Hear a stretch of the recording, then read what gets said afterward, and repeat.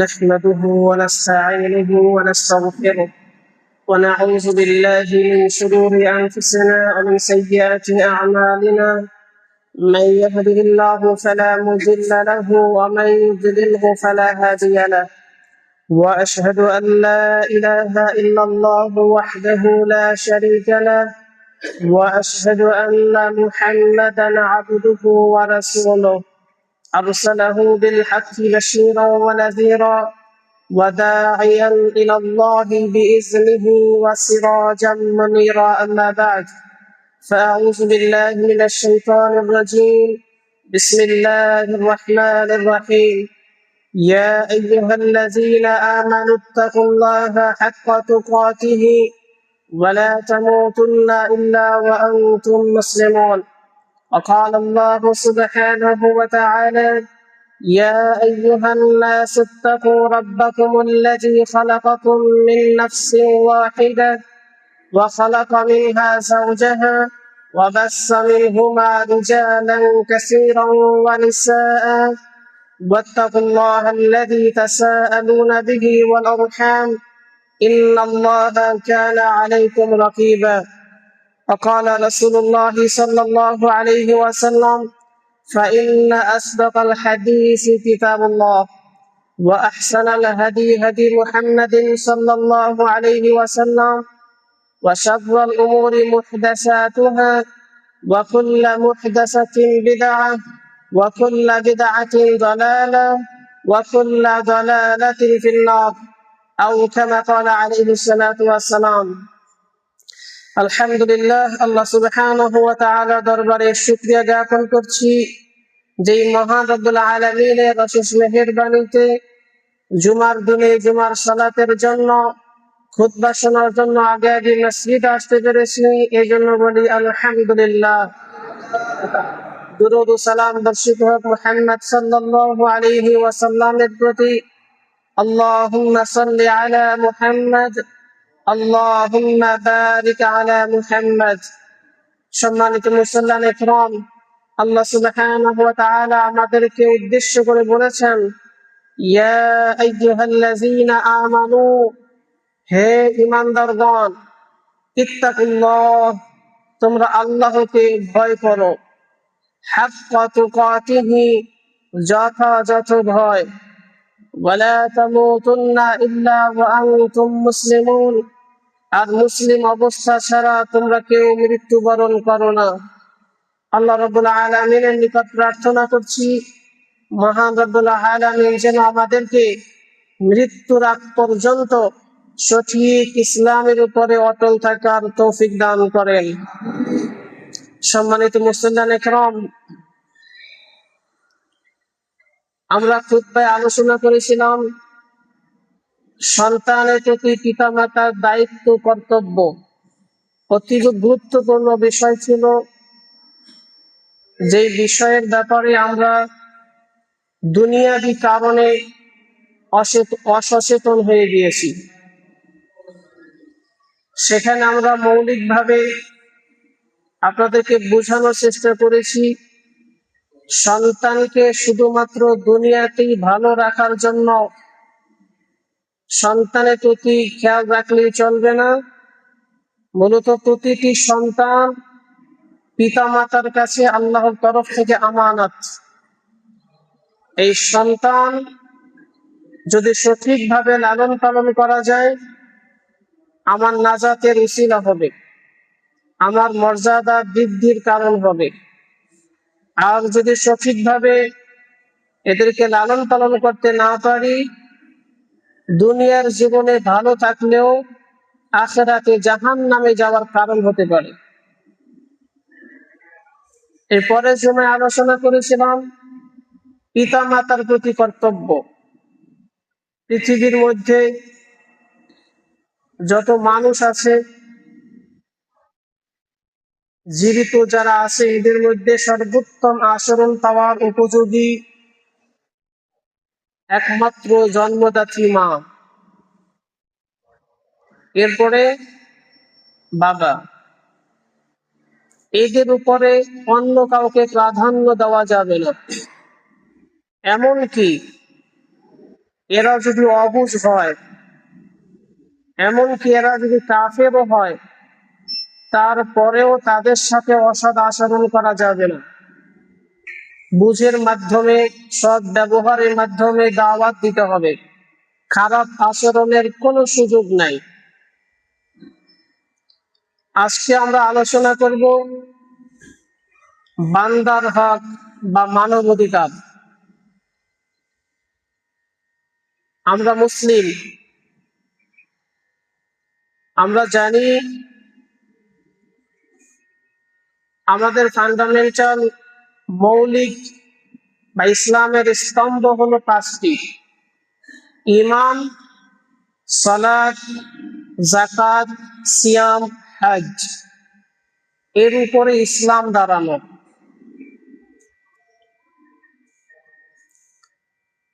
এক্ষেত্রে ইসলামের মৌলিক বিষয়গুলো সব ব্যক্তি কেন্দ্রিক।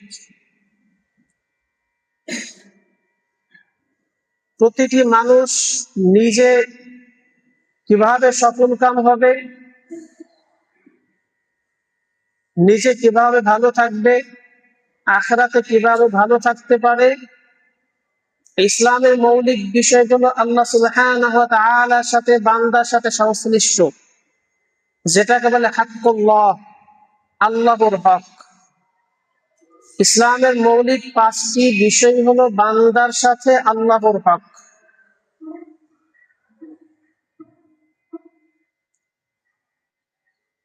এরপরে আরেকটি বিষয় আছে, যেটি হলো বান্দার হক, যেটাকে আরবিতে বলে হাক্কুল ইবাদ। ইবাদ মানে বান্দা, গোলাম। এক্ষেত্রে যদি আমরা বলি যে ইবাদ বলতে কাদেরকে বোঝানো হয়েছে, আল্লাহ সুবহানাহু ওয়া তাআলার আসমান সমূহ এবং জমিনে যা কিছু আছে সব কিছু আল্লাহর বান্দা। যা কিছু আছে সব আল্লাহর বান্দা। মান ফিস সামাওয়াতি ওয়া ফিল আরদ, আসমান সমূহ এবং জমিনে যা কিছু আছে সবাই আল্লাহর বান্দা। যত সৃষ্টি আছে, সৃষ্টিকার আল্লাহ সুবহানাহু ওয়া তাআলা। সবাই ইচ্ছায় অনিচ্ছায় আল্লাহর বান্দা। এর মধ্যে পৃথিবীতে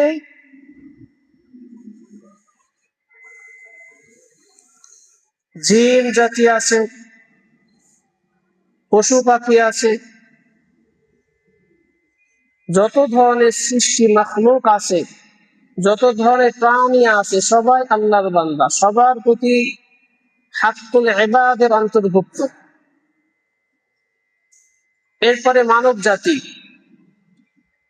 প্রতিটি মানুষের প্রতি প্রতিটি মানুষের হক আছে। এমনকি সে যদি অমুসলিম হয়, কতগুলো ক্ষেত্রে সে মানুষের কাছে হক প্রাপ্ত। এরপরে তার থেকে আরেক ধাপ এগিয়ে মুসলিম জাতি। সে আমার নিকটের আত্মীয় না হলেও মুসলিম হিসেবে সে আমার কাছে অনেকগুলো হক পায়, অনেক অধিকার আছে। একজন মুসলমান আর এক মুসলমানের প্রতি অনেক অধিকার আছে। এরপরে মুসলিমদের মধ্যে যদি প্রতিবেশী হয়, আরো এক ধাপ এগিয়ে গেল।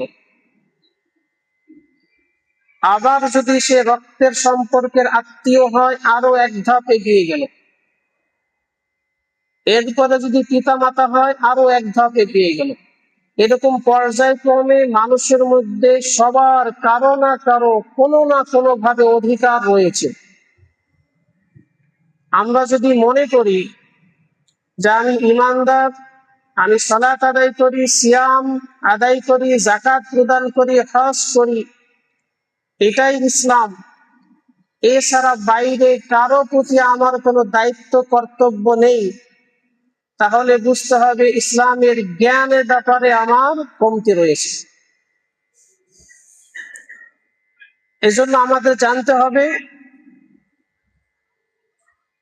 যে কার কতটুকু অধিকার রয়েছে। অধিকার হরণ করলে আমরা জানি শিরক কুফর ছাড়া কোনো মানুষ মৃত্যুবরণ করলে সে ব্যক্তি জান্নাতে যাবে, তবে যে পরিমাণ অপরাধ করবে আল্লাহ তাআলা ইচ্ছা করলে ক্ষমা করে দিবেন, ইচ্ছা করলে আংশিক শাস্তি দিবেন, ইচ্ছা করলে পুরোপুরি শাস্তি দিয়ে অবশেষে জান্নাতে নিবেন। ইসলামের মৌলিক বিষয়গুলো ঠিক থাকলে আমরা জান্নাতে যাব, কিন্তু অন্যের অধিকার নষ্ট করলে জান্নাতে যাওয়াটা বিলম্বিত হবে, জাহান্নামে যেতে হবে। এজন্য ইসলামের মৌলিক বিষয় মানলেও পরিপূর্ণ মুসলিম একজন হতে পারে না, এই জিনিসটা আমাদের মাথায় রাখতে হবে।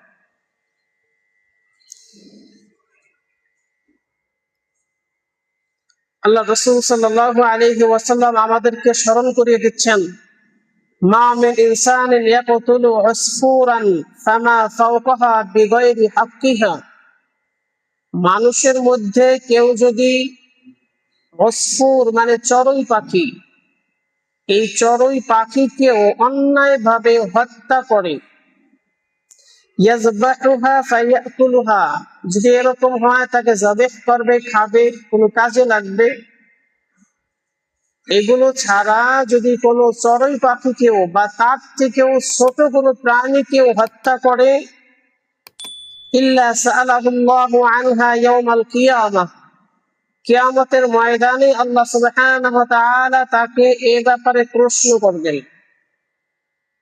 জবাবদিহি তার আওতায় নিয়ে আসবেন। মানুষ তো দূরের কথা, ছোট থেকে ছোট কোনো প্রাণীর প্রতিও যদি আমরা জুলুম করি, অন্যায় করি, তাও আল্লাহ সুবহানাহু ওয়া তাআলা প্রশ্ন করবেন।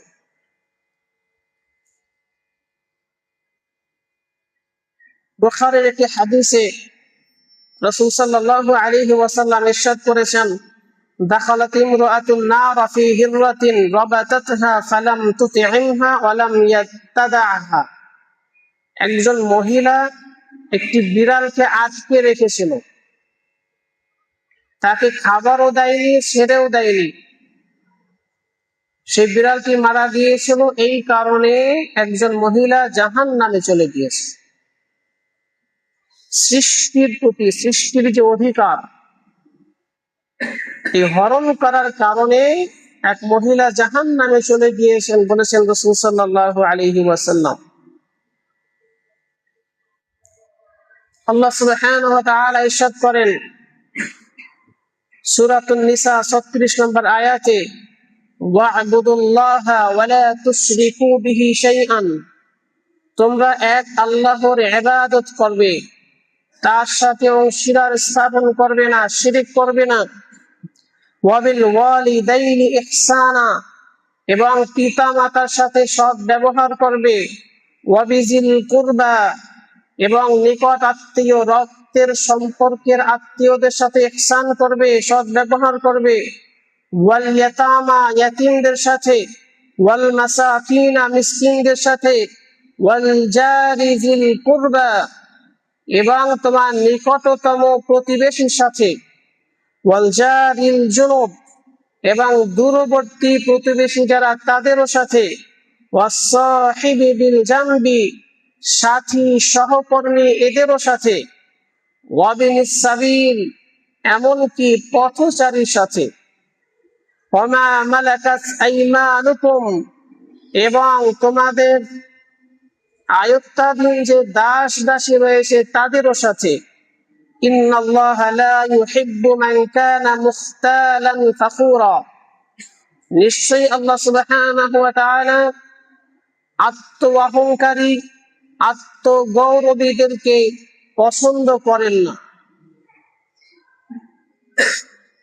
অর্থাৎ আল্লাহ সুবহানাহু ওয়া তাআলা এখানে অনেক শ্রেণীর মানুষের সাথে সৎ ব্যবহারের আদেশ দিয়েছেন, সরাসরি আদেশ দিয়েছেন। শুধুমাত্র আমরা হাক্কুল্লাহ, আল্লাহর হকের ব্যাপারে, আল্লাহর ইবাদতের ব্যাপারে ব্যক্তি কেন্দ্রিক ইসলামের যে মৌলিক বিষয়গুলো দাবি করি, ইসলাম এর মধ্যে সীমাবদ্ধ নয়।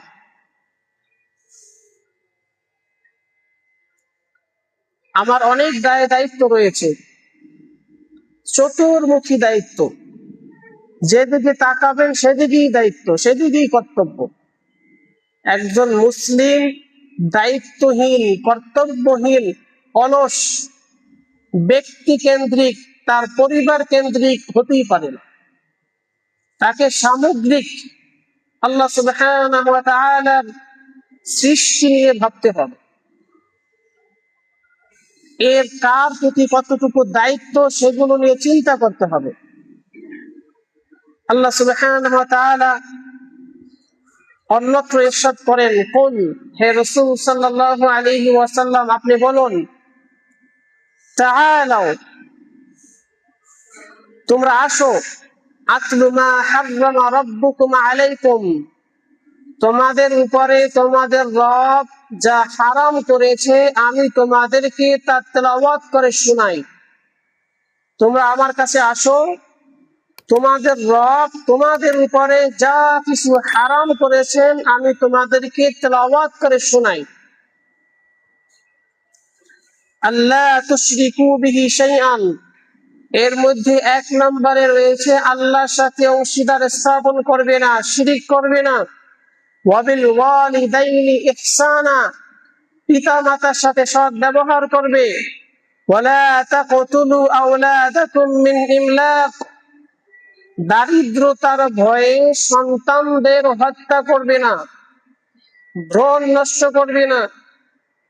সন্তান নিচ্ছ না এই কারণ দেখিয়ে এই মুহূর্তে সন্তান হলে আমি তাকে কি খাওয়াবো, আমার সন্তান রয়েছে 2টি 3টি, আরো যদি সন্তান হয় তাদের রিজিকের ব্যাপারে চিন্তা করে আর সন্তান নিচ্ছ না, অর্থাৎ সেই সন্তানদেরকে হত্যা করছো। এইরকম সন্তান হত্যা করো না রিজিকের ভয়ে। নাহনু নারযুকুকুম ওয়া ইয়্যাহুম, জেনে রাখো আমি তোমাদেরকেও রিজিক দিচ্ছি, তাদেরকেও রিজিক দেব। রিজিকের ব্যাপারে দারিদ্রতার ভয়ে তোমরা যে সন্তান হত্যা করছো এটি হারাম, এটি করো না। প্রতিটি মুসলিমের আকীদা, মুসলিমের বিশ্বাস, রিজিকের ফয়সালা আল্লাহ সুবহানাহু ওয়া তাআলা করে রেখেছেন সৃষ্টির 50,000 বছর আগে। আমাদের সৃষ্টির 50,000 বছর আগে আমাদের রিজিকের ফয়সালা করে রেখেছেন আল্লাহ সুবহানাহু ওয়া তাআলা। সেখানে একজন মানুষ কিভাবে দারিদ্রতার ভয়ে সন্তান হত্যা করতে পারে, এটি হারাম। ওয়ালা তাকরাবুল ফাওয়াহিশা মা যাহারা মিনহা ওয়া মা বাতান, প্রকাশ্য অপ্রকাশ্য সব ধরনের অশ্লীলতার ধারে কাছেও যাবে না। যত ধরনের অশ্লীলতা রয়েছে সেটি প্রকাশ্যে হোক গোপনে হোক, ধারে কাছেও যাওয়া যাবে না, এটি হারাম। ওয়ালা তাকতুলুন নাফসাল্লাতী হারামাল্লাহু ইল্লা বিল হক, আল্লাহ সুবহানাহু ওয়া তাআলা যাদেরকে হত্যা করা হারাম করেছেন বেআইনি ভাবে তাদেরকে হত্যা করা যাবে না। যালিকুম ওয়াসাকুম বিহি লাআল্লাকুম তা'কিলুন, তিনি তোমাদেরকে নির্দেশ দিয়েছেন যাতে করে তোমরা বুঝতে পারো। ওয়ালা তাকরাবু মালাল ইয়াতীম, ইয়াতীমের মাল, ইয়াতীমের সম্পদের ধারে কাছেও যেও না। ইল্লা বিল্লাতী হিয়া আহসান, তবে উপকার করার জন্য, ভালো করার জন্য, এই নিয়ত ছাড়া। হাত্তা ইয়াবলুগা আশুদ্দাহ, যে তারা বালেগ হওয়া পর্যন্ত তাদের দেখাশোনা করবে, লালন পালন করবে, এজন্য কিছু অর্থ খরচ করবে। এই কারণ ছাড়া ইয়াতীমদের সম্পদের ধারে কাছেও যাবে না। ওয়া আউফুল কাইলা ওয়াল মিজানা বিল কিসতি, এবং পরিমাপে ন্যায় ইনসাফ বজায় রাখবে, ওজনে কখনোই কম দিবে না। লা নুকাল্লিফু নাফসান ইল্লা উসআহা, জেনে রাখো আমি আমার বান্দাদের উপরে সাধ্যের বাইরে কোনো বোঝা চাপাই না। ওয়া ইযা কুনতুম ফা'দিলু, আর যখন কথা বলবে ইনসাফের সাথে, ন্যায় সঙ্গত কথা বলবে। ওয়ালাউ কানা যা কুরবা, যদিও তারা তোমার স্বজন হয়। যখন কথা বলবে ন্যায় সঙ্গত কথা বলবে। যদি তোমার স্বজন প্রিয়জন হয়, তোমার ন্যায় কথা থেকে যেন দূরে সরে না যাও। আল্লাহ সুবহানাহু ওয়া তাআলা স্পষ্ট করে দিয়েছেন, যখনই কথা বলবে ইনসাফের সাথে কথা বলবে। এমনকি তারা যদি তোমার নিকটের স্বজন হয়, তাহলেও সঠিক যেই কথাটি সেই কথাটি বলবে। ওয়াবি আহদিল্লাহি আউফু, এবং আল্লাহর কাছে যে অঙ্গীকার দিয়েছো সে অঙ্গীকার পূরণ করবে। অঙ্গীকার কি? আল্লাহ সুবহানাহু ওয়া তাআলা আমাদেরকে রূহের জগতে প্রশ্ন করেছিলেন, আলাস্তু বিরাব্বিকুম, আমি কি তোমাদের রব নই? ক্বালু বালা, তখন রূহের জগতে সবাই বলেছিলাম, অবশ্যই অবশ্যই আপনি আমাদের রব। এই অঙ্গীকার তার রুবুবিয়্যাতের ক্ষেত্রে যত ধরনের অঙ্গীকার সংশ্লিষ্ট রয়েছে সব তোমরা পূরণ করবে। যালিকুম ওয়াসাকুম বিহি লাআল্লাকুম তাযাক্কারুন, এভাবেই তোমাদেরকে আল্লাহ সুবহানাহু ওয়া তাআলা নির্দেশ দিচ্ছেন যাতে করে তোমরা উপদেশ গ্রহণ করো। আল্লাহ সুবহানাহু ওয়া তাআলা আরেক আয়াতে বলেন, ইয়া আইয়ুহাল্লাযীনা আমানু, হে ঈমানদারগণ, হে যারা ঈমান এনেছো, কুনু কাওয়ামিনা লিল্লাহি শুহাদাআ বিল কিসতি, তোমরা আল্লাহর জন্য সাক্ষ্য দানের ব্যাপারে, সঠিক সাক্ষ্য দেওয়ার ব্যাপারে অবিচল থাকো। কোন জায়গায় এরকম ঘটনা যদি ঘটে, সাক্ষ্য দিতে হবে, সঠিক কথা বলার ক্ষেত্রে দৃঢ় থাকতে হবে, অবিচল থাকতে হবে। কোন নেতা অখুশি হবে, কে আমার প্রতি বিরূপ হবে, এমনকি পিতা মাতাও আমার প্রতি বিরূপ হতে পারে, এক্ষেত্রেও সত্য সাক্ষ্যের ব্যাপারে সরে যাওয়া যাবে না। আল্লাহ সুবহানাহু ওয়া তাআলা বলেছেন, কুনু কাওয়ামিনা, তোমরা দৃঢ় থাকবে, দৃঢ় হবে, এ ব্যাপারে কোনো কম্প্রোমাইজ করা যাবে না সাক্ষ্য দেওয়ার ব্যাপারে। ওয়ালা ইয়াজরিমান্নাকুম শানাআনু কওমিন, কোন সম্প্রদায়ের পূর্ব শত্রুতা, তার সাথে আমার আগের শত্রুতা রয়েছে, এখন সুযোগ এসেছে, এখন তার ব্যাপারে এমন সাক্ষ্য দিয়ে দিলাম যাতে সে বিপদে পড়ে।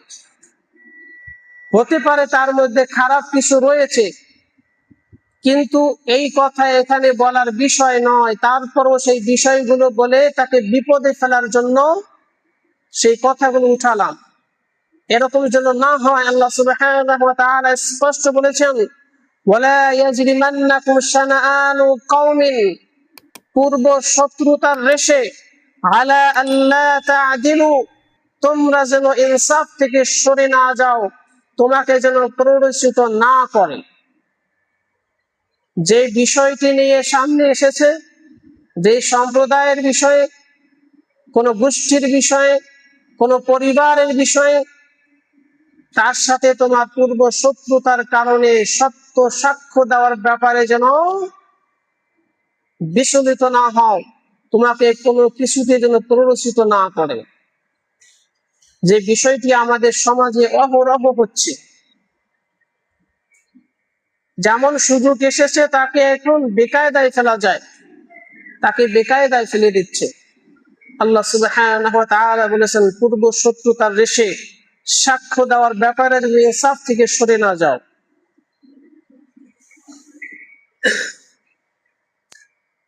রাসূলুল্লাহ সাল্লাল্লাহু আলাইহি ওয়াসাল্লাম বলেছেন, মান আকালা তাইয়িবান, যে ব্যক্তি জীবন ধারণের জন্য উত্তম খাবার, হালাল খাবার ভক্ষণ করেছে, ওয়া আমিলা ফি সুন্নাতিন, এবং সুন্নাত অনুযায়ী আমল করেছে।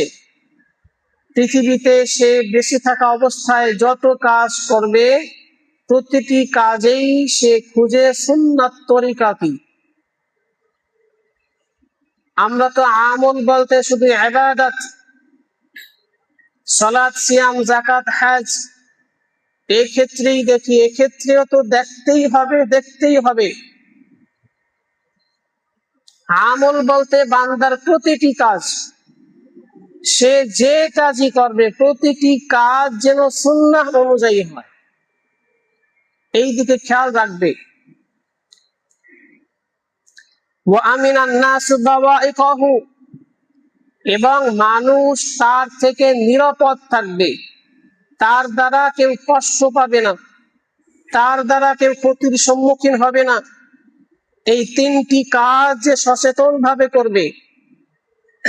মান আকালা তাইয়িবান, যে হালাল খাদ্য ভক্ষণ করবে, ওয়া আমিলা ফি সুন্নাতিন, সুন্নাত অনুযায়ী আমল করবে, ওয়া আমিনান নাস বাওয়াইকাহু, তার দ্বারা অন্য মানুষ নিরাপদ থাকবে, দাখালাল জান্নাতা, সে ব্যক্তি জান্নাতে প্রবেশ করবে। রাসূল সাল্লাল্লাহু আলাইহি ওয়াসাল্লাম বলেছেন, সুসংবাদ প্রদান করেছেন। এখানে হালাল খাদ্য, সুন্নাহ অনুযায়ী আমল, এর সাথে আরেকটি গুরুত্বপূর্ণ বিষয় সংশ্লিষ্ট রয়েছে, তা হলো তার দ্বারা অন্য মানুষ, ওয়া আমিনান নাস, নাস বলতে মানুষ জাতি, শুধু মুসলিম নয়, নিজের পরিবারের নয়, নিজের গোষ্ঠীর নয়, অমুসলিমও যদি থাকে, সে যদি কোনো অন্যায় না করে, সেই মানুষ যেন তার দ্বারা নিরাপদ থাকে, তার কাছে নিরাপদ থাকে।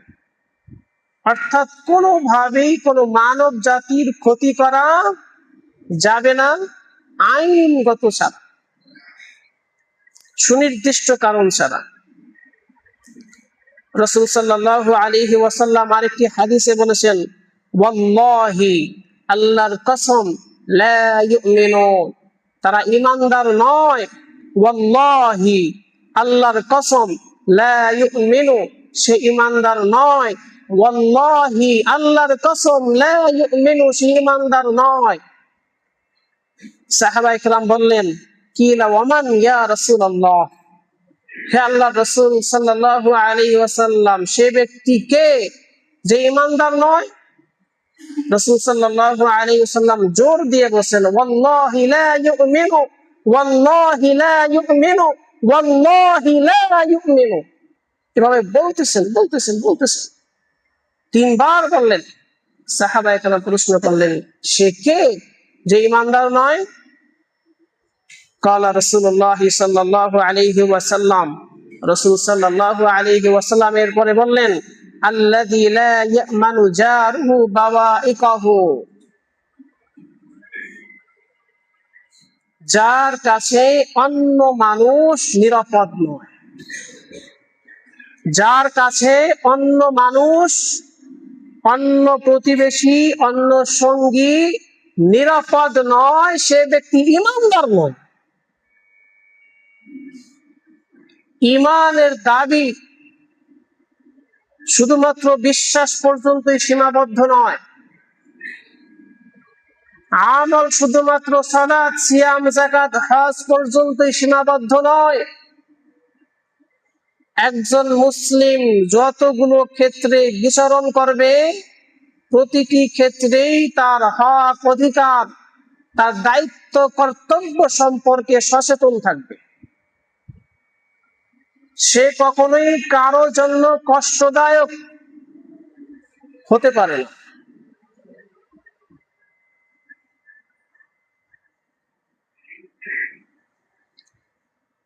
এমনকি রাসূল সাল্লাল্লাহু আলাইহি ওয়াসাল্লাম বলেছেন, লাইসাল মুমিনুল্লাযী ইয়াশবাউ ওয়া জারুহু জাইউন, সে মুমিন হতে পারবে না যে ব্যক্তি পেট ভরে খেলো, তৃপ্তি সহকারে খেলো, কিন্তু তার প্রতিবেশী ক্ষুধার্ত রয়ে গেছে, আপনি বলবেন তার প্রতি আমার কি দায়িত্ব কর্তব্য?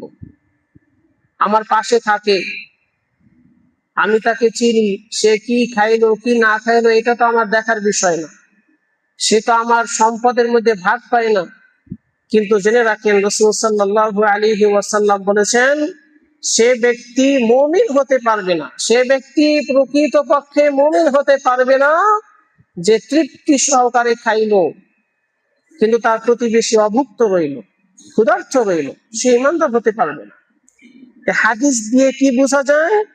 শুধুমাত্র আমাদের ইসলামের মৌলিক বিষয়গুলো নিজে ব্যক্তিগতভাবে আমল করলেই পরিপূর্ণ মুমিন হওয়া যায় না। পরিপূর্ণ মুমিন হতে হলে সমাজে আমার অনেক দায়িত্ব কর্তব্য রয়েছে, সমাজে আমার অনেক দায়িত্ব কর্তব্য রয়েছে, যে বিষয়টি সম্পর্কে বর্তমান সময়ে অনেক মানুষ অসচেতন। যেখানে আল্লাহ সুবহানাহু ওয়া তাআলা স্পষ্টভাবে জানিয়ে দিয়েছেন, ইন্নামাল মুমিনুনা ইখওয়াতুন, নিশ্চয়ই সকল মুমিনগণ ভাই ভাই, ফাসলিহু বাইনা আখওয়াইকুম, তাদের মধ্যে সুসম্পর্ক প্রতিষ্ঠা করো। যা করলে মুসলিমদের মধ্যে, মুমিনদের মধ্যে সুসম্পর্ক বজায় থাকবে, সেই কাজগুলো করতে হবে।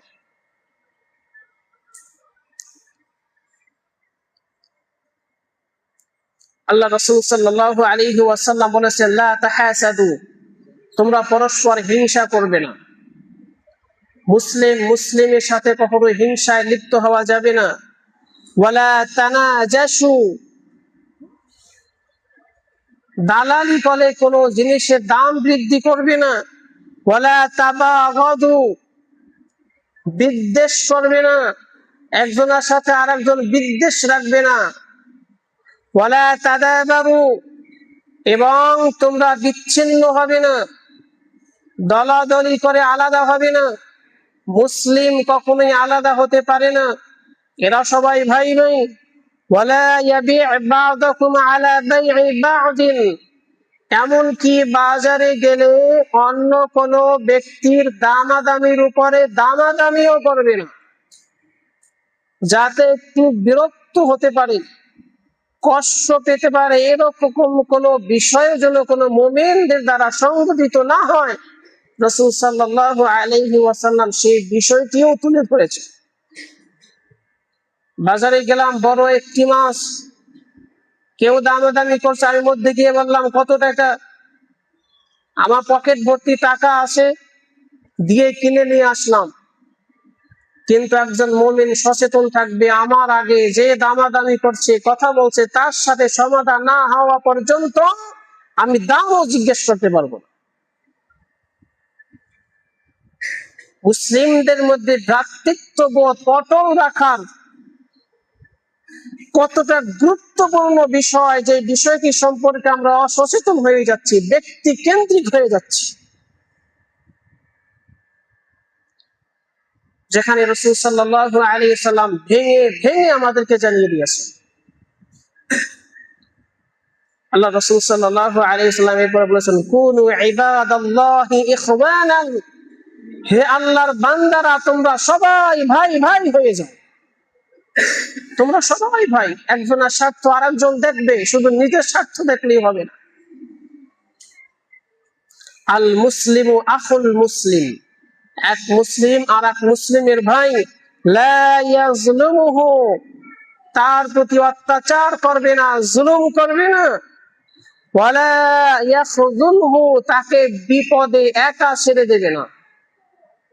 কোন মুসলিম ভাই বিপদে পড়েছে, আপনি দেখেছেন, আপনি পাশ কাটিয়ে চলে আসবেন, এটি ইমানদারের দায়িত্ব কর্তব্যের মধ্যে পড়ে না, ইমানদারের দাবির মধ্যে পড়ে না।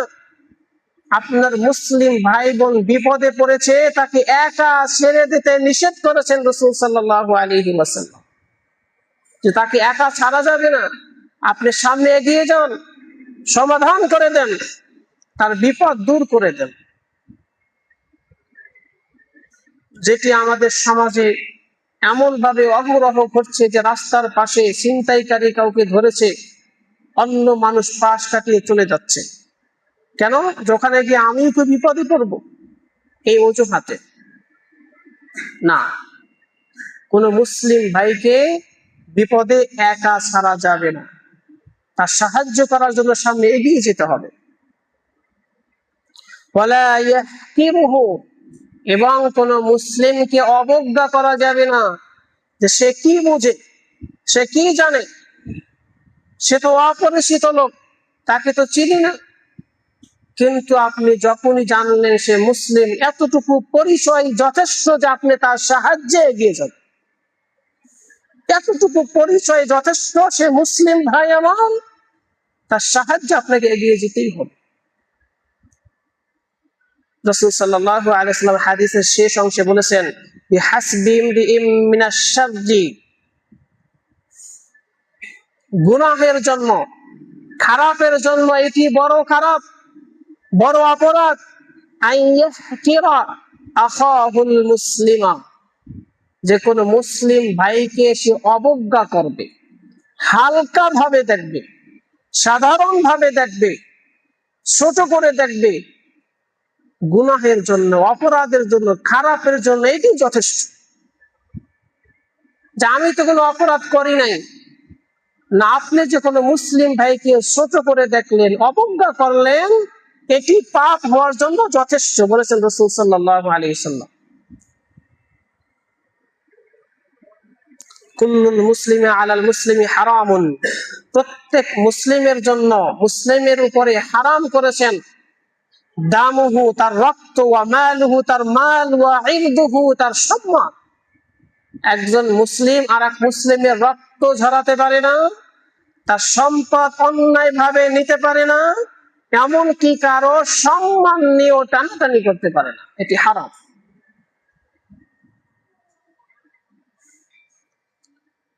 রাসূল সাল্লাল্লাহু আলাইহি ওয়াসাল্লাম আরেকটি হাদিসে ইরশাদ করেন, লা তাদখুলুল জান্নাতা হাত্তা তুমিনু, তোমরা ততক্ষণ পর্যন্ত জান্নাতে যেতে পারবে না যতক্ষণ না তোমরা ঈমানদার হও, মুমিন হও।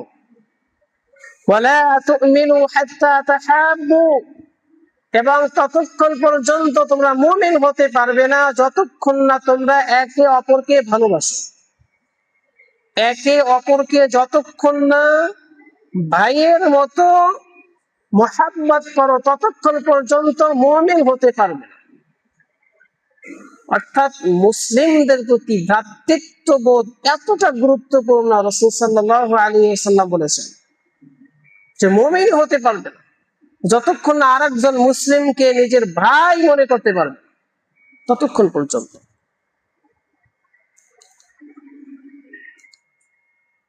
এতক্ষণ আমরা কোরআনে আয়াত এবং হাদিস থেকে যে বিষয়গুলো বুঝতে পারলাম, সেটি হলো আমাদের ঈমান, সালাত, সিয়াম, যাকাত, হজ, এগুলো হলো হকুল্লাহ, আল্লাহর হক।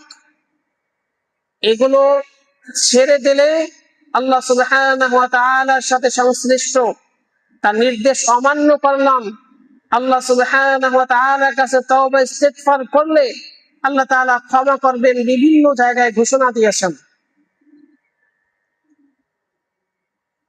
আরেকটি যে বিষয় আলোচনা করলাম, হকুল ইবাদ, মানুষ বান্দার হক সংশ্লিষ্ট, যদিও এখানে আল্লাহ সুবহানাহু ওয়া তাআলার নির্দেশকে অমান্য করা হয়, আল্লাহ চাইলে আল্লাহ নির্দেশ অমান্য করার বিষয়টি ক্ষমা করবেন, কিন্তু হকুল ইবাদ, বান্দার হক নষ্ট করার বিষয়টি আল্লাহ ক্ষমা করবেন না বলে ঘোষণা দিয়েছেন।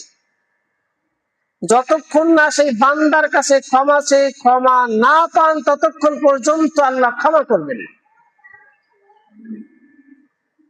কাজে এই বিষয়টি আমাদের খুব সচেতন হতে হবে যে আমার দ্বারা আমার সমাজে অনেক দায়িত্ব, কর্তব্য রয়েছে। শুধু আমি নিজে ব্যক্তি কেন্দ্রিক, আমার পরিবার কেন্দ্রিক চিন্তা করলেই হবে না, সংশ্লিষ্ট মুসলিম ভাইদের স্বার্থ রয়েছে, মুসলিম ভাইদের স্বার্থ আমাকে দেখতে হবে। আল্লাহ সুবহানাহু ওয়া তাআলা আমাদেরকে বোঝার, উপলব্ধি করার তৌফিক দান করুন, আমিন।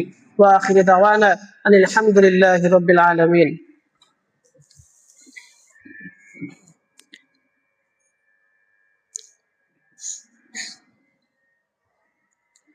الحمد لله رب العالمين والصلاة والسلام على رسول النبي الكريم أما بعد أعوذ بالله من الشيطان الرجيم بسم الله الرحمن الرحيم إن الله وملائكته يصلون على النبي يا أيها الذين آمنوا صلوا عليه وسلموا تسليما اللهم صل على محمد وعلى آل محمد كما صليت على إبراهيم وعلى آل إبراهيم إنك حميد مجيد اللهم بارك على محمد وعلى آل محمد كما باركت على إبراهيم وعلى آل إبراهيم إنك حميد مجيد সম্মানিত মুসলমান একরাম যে বিষয়টি নিয়ে আজকে আলোচনা করলাম সেটি হলো ইবাদত বলতে আমরা ঈমান সালাত সিয়াম যাকাত হজ দোয়া দান খয়রাত কি বুঝি এই পর্যন্তই সীমাবদ্ধ নয়। সমাজে আমাদের অনেক দায়িত্ব কর্তব্য রয়েছে।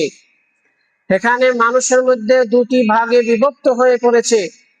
এক শ্রেণীর মানুষ ইবাদত বলতে শুধু এগুলোকে বুঝে, বাইরে সমাজে তাদের কোনো ভূমিকা নাই, এটাকে দায়িত্ব মনে করে না, সমাজ সেবায় তাদের কোনো অংশীদারিত্ব নাই। অপরদিকে আরেক শ্রেণীর মানুষ ঘোষণা দেয় মানব সেবাই ধর্ম, ধর্মই হলো মানুষের সেবা করা। তার ভিতরে ঈমান নাই, সালাত নাই, যাকাত নাই, হজ নাই, দোয়া নাই। সে মনে করে কি মানব সেবাই ধর্ম, এনজিওদের স্লোগান এটি। অর্থাৎ সে তার দাবিতেও মিথ্যাবাদী। সে কখনোই ভালো মানুষ হতে পারে না যতক্ষণ না সে ইসলামের মৌলিক বিষয়গুলো মেনে নেবে, আমল না করবে। ঠিক আমরা যারা রয়েছি, আমরাও যদি এক কেন্দ্রিক হয়ে যাই যে ইবাদত বলতে আমার দায়িত্ব কর্তব্য শুধুমাত্র এর মধ্যে সীমাবদ্ধ না, আমাদের দায়িত্ব কর্তব্য রয়েছে বাহিরে, আমাদের দায়িত্ব কর্তব্য রয়েছে সমাজে, আমাদের দায়িত্ব কর্তব্য রয়েছে রাষ্ট্রে, আমাদের দায়িত্ব কর্তব্য রয়েছে পুরা মুসলিম উম্মার জন্য। এজন্য আমি কতটুকু দায়িত্ব পালন করতে পারলাম সেই ব্যাপারে সচেতন করার চেষ্টা করেছি। আল্লাহ তাআলা আমাদেরকে বুঝার উপলব্ধি করার তৌফিক দান করুন।